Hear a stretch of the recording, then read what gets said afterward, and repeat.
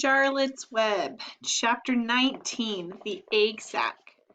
Next morning, when the first light came into the sky and the sparrows stirred in the trees, when the cows rattled their chains and the rooster crowed and the early automobiles were whispering along the road, Wilbur awoke and looked for Charlotte. He saw her up overhead in a corner near the back of his pen. She was very quiet. Her 8 legs were spread wide. She seemed to have shrunk during the night. Next to her, attached to the ceiling, Wilbur saw a curious object. It was a sort of sack or cocoon. It was peach-colored and looked as though it were made of cotton candy. "Are you awake, Charlotte?" he asked softly. "Yes," came the answer. "What is that nifty little thing? Did you make it?" "I did indeed," replied Charlotte in a weak voice. "Is it a plaything?" "Plaything? I should say not. It is my egg sac, my magnum opus." I don't know what magnum opus is," said Wilbur. "That's Latin," explained Charlotte. "It means great work. This egg sac is my great work, the finest thing I have ever made." "What's inside of it?" asked Wilbur. "Eggs?" 514 of them," she replied. 514, said Wilbur. "You're kidding." "No, I'm not. I counted them. I got started counting, so I kept on, just to keep my mind occupied." "It's a perfectly beautiful egg sac," said Wilbur, feeling as happy as though he had constructed it himself. "Yes, it is pretty," replied Charlotte, patting the sac with her 2 front legs. "Anyway, I can guarantee that it is strong. It's made out of the toughest material I have. It is also waterproof. The eggs are inside and will be warm and dry." "Charlotte," asked Wilbur dreamily, "are you really going to have 514 children?" "If nothing happens, yes," she said. "Of course, they won't show up till next spring." Wilbur noticed that Charlotte's voice sounded sad. "What makes you sound so downhearted? I should think you'd be terribly happy about this." "Oh, don't pay attention to me," said Charlotte.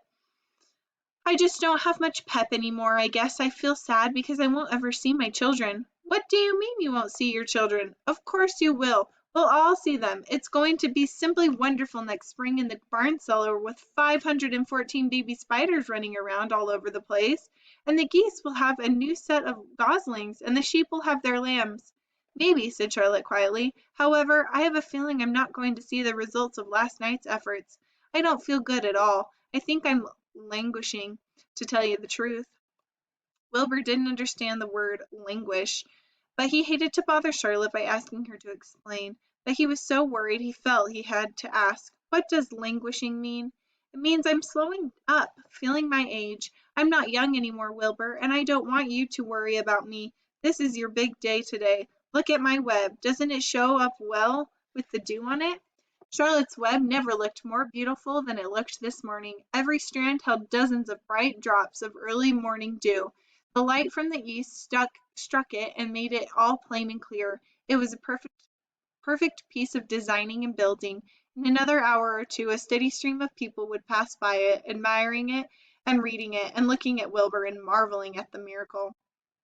As Wilbur was studying the web, a pair of whiskers and a sharp face appeared. Slowly Templeton dragged himself across the pen and threw himself down in the corner. "I'm back," he said in a husky voice. "What a night!" The rat was swollen to twice his size. His stomach was as big as a jar of jelly.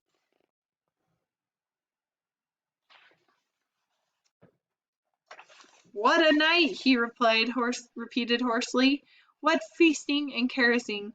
A real gorge! I must have eaten the remains of 30 lunches. Never have I seen such leavings, and everything well ripened and seasoned with the passage of time and the heat of the day. Oh, it was rich, my friends, rich!" "You ought to be ashamed of yourself," said Charlotte in disgust. "It would serve you right if you had an acute attack of indigestion." "Don't worry about my stomach," snarled Templeton. "I can handle anything. And by the way, I've got some bad news. As I came past the pig pen next door, the one that calls himself Uncle, I noticed a blue tag on the front of his pen. That means he has won first prize. I guess you're licked, Wilbur. You might as well relax. Nobody's going to hang out and me medal to you. Furthermore, I wouldn't be surprised if Zuckerman changed his mind about you. Wait till he gets hankering for some fresh pork and smoked ham and crisp bacon. He'll take a knife to you, my boy." "Be still, Templeton," said Charlotte. "You're too stuffed and bloated to know what you're saying. Don't pay any attention to him, Wilbur." Wilbur tried not to think about what the rat had just said. He decided to change the subject. Templeton, said Wilbur, if you weren't so dopey, you would have noticed that Charlotte has made an egg sac. She is going to become a mother. For your information, there are 514 eggs in that peach little sac. Is that true? Asked the rat, eyeing the sack suspiciously. Yes, it's true, sighed Charlotte. Congratulations, murmured Templeton. This has been a night. He closed his eyes, pulled some straw over him, and dropped off into a deep sleep.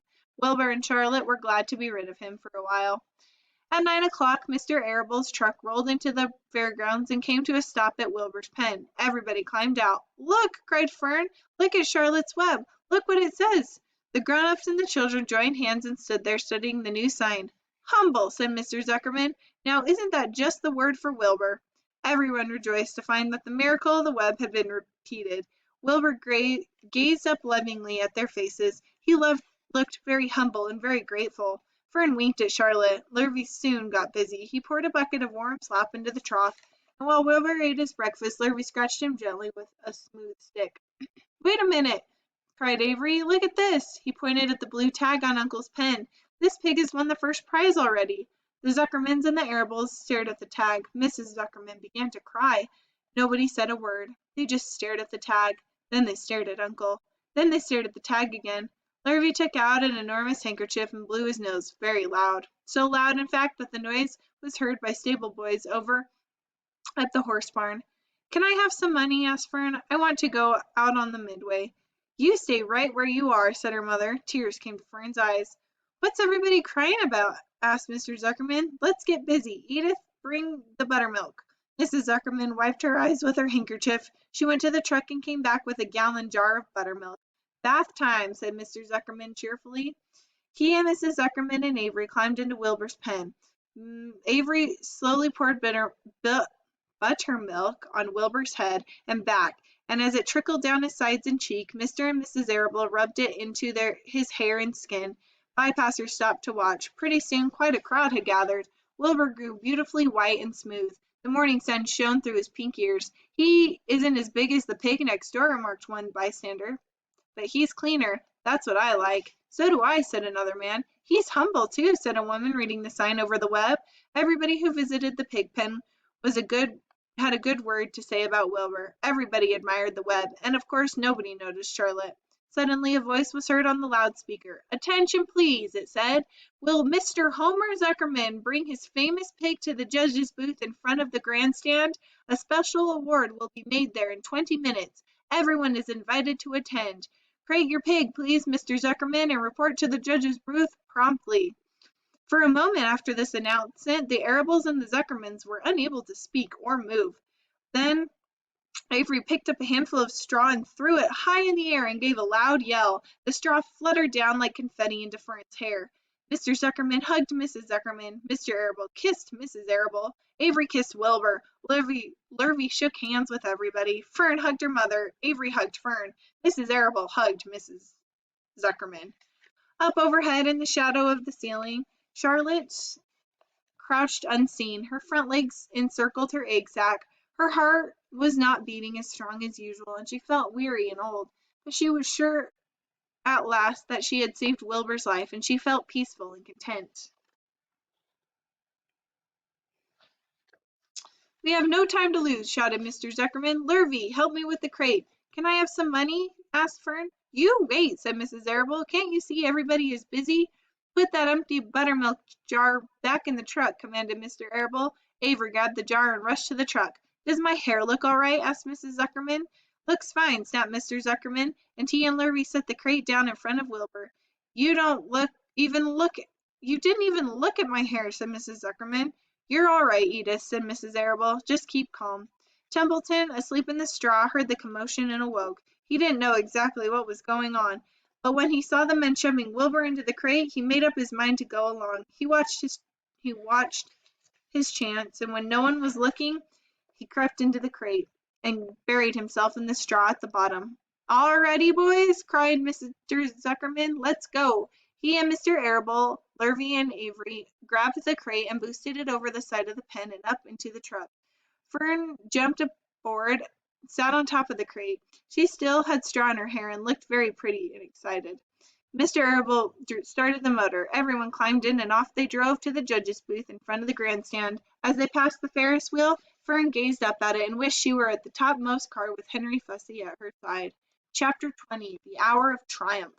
Special announcement, said the loudspeaker in a pompous voice. The management of the fair takes great pleasure in presenting Mr. Homer L. Zuckerman and his famous pig.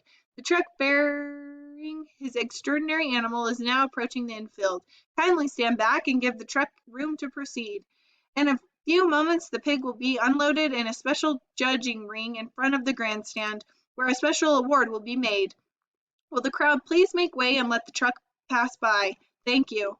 Wilbur trembled when he heard this speech. He felt happy but dizzy. The truck crept along slowly in low speed. Crowds of people surrounded it, and Mr. Arable had to drive very carefully in order not to run over anyone. At last he managed to reach the judge's stand. Avery jumped out and lowered the tailgate. I'm scared to death, whispered Mrs. Zuckerman. Hundreds of people are looking at us. Cheer up, replied Mrs. Arable. This is fun.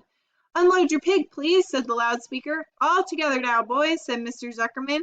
Several men stepped forward from the crowd to help lift the crate. Avery was the busiest helper of all. Tuck your shirt in, Avery, said Mrs. Zuckerman, and tighten your belt. Your pants are coming down. Can't you see I'm busy, replied Avery in disgust. Look, cried Fern, pointing. There's Henry. Don't shout, Fern, said her mother, and don't point. Can't I please have some money? Asked Fern. Henry invited me to go on the Ferris wheel again, only I don't think he has any money left. He ran out of money. Mrs. Arable opened her handbag. Here, she said, here is 40 cents. Now don't get lost, and be back at our regular meeting place by the pig pen very soon. Fern raced off, ducking and dodging through the crowd in search of Henry. The Zuckerman's pig is now being taken from his crate. Boomed the voice in the loudspeaker. Stand by for an announcement. Templeton crouched under the straw at the bottom of the crate. What a lot of nonsense, muttered the rat. What a lot of fuss about nothing. Over in the pig pen, silent and alone, Charlotte rested. Her two front legs embraced the egg sac. Charlotte could hear everything that was said on the loudspeaker. The words gave her courage. This was her hour of triumph. As Wilbur came out of the crate, the crowd clapped and cheered. Mr. Zuckerman took off his cap and bowed. Lurvy pulled his big handkerchief from his pocket and wiped the sweat from the back of his neck. Avery knelt in the dirt by Wilbur's side, busily stroking him and showing off. Mrs. Zuckerman and Mrs. Arable stood on the running board of the truck. Ladies and gentlemen, said the loudspeaker, we now present Mr. Homer L. Zuckerman's distinguished pig. The fame of this unique animal has spread to the far corners of the earth, attracting many valuable tourists to our great state. Many of you will recall that never-to-be-forgotten day last summer when the writing appeared mysteriously on the spider's web in Mr. Zuckerman's barn, calling the attention of all and sundry to the fact that this pig was completely out of the ordinary. This miracle has never been fully explained, although learned men have visited the Zuckerman's pig pen to study and observe the phenomenon. In the last analysis, we simply know what we are dealing with supernatural forces here, and we should all feel proud and grateful. In the words of the spider's web, ladies and gentlemen, this is some pig. Wilbur blushed. He stood perfectly still and tried to look his best. This magnificent animal, continued the loudspeaker, is truly terrific. Look at him, ladies and gentlemen. Note the smoothness and whiteness of the coat. Observe the spotless skin, the healthy pink glow of his ears and snout. It's the buttermilk, whispered Mrs. Arable to Mrs. Zuckerman. Note the general radiance of this animal. Then remember the day when the word radiant appeared clearly on the web. Whence came this mysterious writing? Not from the spider, we can rest assured of that. Spiders are very clever at weaving their webs, but needless to say, spiders cannot write. Oh, they can't, can they? Muttered Charlotte to herself. Ladies and gentlemen, continued the loudspeaker, I must not take any more of your valuable time. On behalf of the governors of the fair, I have the honor of awarding a special prize of $25 to Mr. Zuckerman, together with a handsome bronze medal suitably engraved, in token of our appreciation for the part played by this pig, this radiant, this terrific, this humble pig, in attracting so many visitors to our great county fair. Wilbur had been feeling dizzier and dizzier through this long, complimentary speech. When he heard the crowd begin to cheer and clap again, he suddenly fainted away. His legs collapsed, his mind went blank, and he fell to the ground, unconscious.